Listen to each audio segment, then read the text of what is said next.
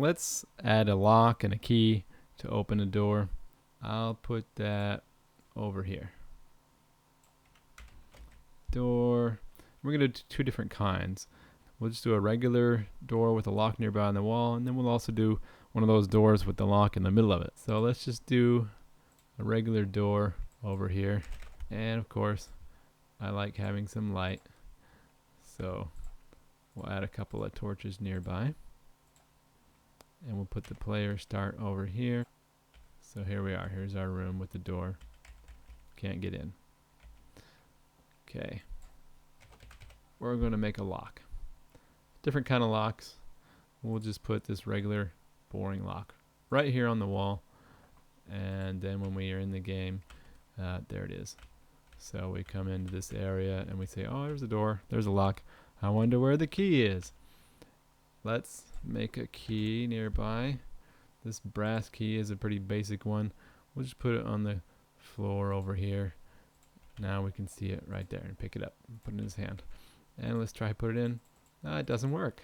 That's because we haven't set any parameters yet. We haven't linked the lock to the door. We haven't set the lock to which kind of key it takes, of course. So let's do some of that. Let's look at the lock. It's opened by... Now, you don't pick the exact name of the key, brass key 1 or Komag key, right? Doesn't matter. You just put in here brass key, and it's the kind of key. So any brass key will open this lock. That's the way it was in the original game, and it's a pretty good way of approaching it, I think, so your keys are kind of interchangeable. I mean, if you remember, in the original game, you could save your gold keys to get those treasure rooms and save them for later treasure rooms if you wanted to. So that was just an example of one type of key always opens that type of lock. And I think it's good to follow that. So just put brass key. That means any brass key will open it. And then we're going to connect the lock to the door and open the door. And that's it. So very simple. Let's get the brass key. Let's put it in the lock. The door opens, no problemo, and we're in. Now it's open permanently. You can only put a key into a lock one time, and so that's just kind of a one-off situation where you want something to be permanent after that. Now I guess something else could shut the door so long as it can open it again too, but keys and locks are just once. So let's try another spot with a door that is the kind that you put the lock in the middle of it. So door wooden locked, and we'll put it right behind it. There's no lock anywhere else. It's the lock in the door. It's just the same thing.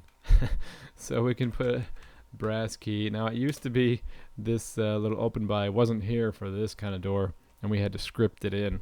But they fixed that in the editor. Now that's an example of the developers updating this beta. As I mentioned before, this is a beta version of the editor still. So some things that I'm showing you could possibly be a little bit different by the time you get the editor. This is an example of an improvement they made. Let's actually change the key to, let's make it the iron key for this one. And then we're going to need to place that iron key somewhere else. So iron key. And let's put it, we'll just put it next to the other key. Start again. So really, if you're making a dungeon, you'd put these keys somewhere special. We'll put the brass key there. And whoa, there's another door, 2 doors in a row. My goodness, there must be something important in that room. And we put the iron key in there. Easy to set that up. And there you go. I personally recommend that you don't have too many keys and locked doors all over the place. You know, a big key hunt where you have to find this key, which opens that door, which has that key, which opens that. You know, that's just kind of old hat. But a few here and there makes sense. All right, so that's probably enough for now. As you can see, we've already just really quickly built quite a few rooms and things. I haven't put any more monsters in, just a couple snails. So you'd want to add some encounters here and there. You'd add some loot and armor items and some more alcoves and all kinds of stuff. But you have the basic building blocks now so far to do an awful lot.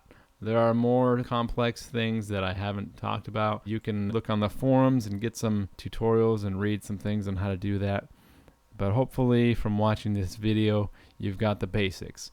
and you've seen exactly where I've typed, where I've clicked, and what I've done.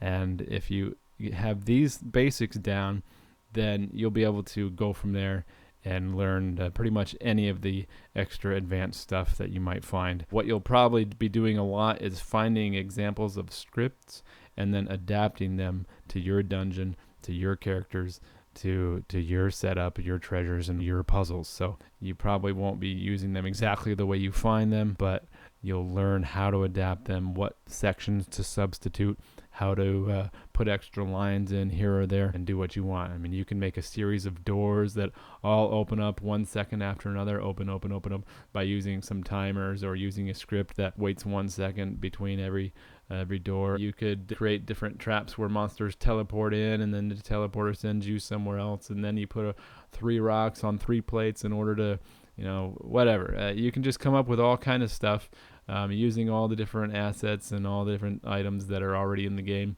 And now they've released some tools and some models to help people create a lot of custom stuff. So you can make new items and new models. And even if you don't make new models, you can create copies of things with custom properties. So you can make a new key that happens to look just like the brass key, but you can give it a new name, and you can have it be something that acts a little differently. Or you can make new monsters that have a lot of hit points or only 1 hit point. Or already you can make a lot of customizations with just a few short lines of text, and you can find examples of that online. So the world is really wide open for what you can do with this editor. It's really nice. There's a lot of customization that you can accomplish with it. You can create just an extreme variety of puzzle setups. Just the possibilities are endless, I guess, is all I want to say. So go out there and use your creativity, make some great dungeons, and publish them to the world, and we'll look forward to playing what you come up with.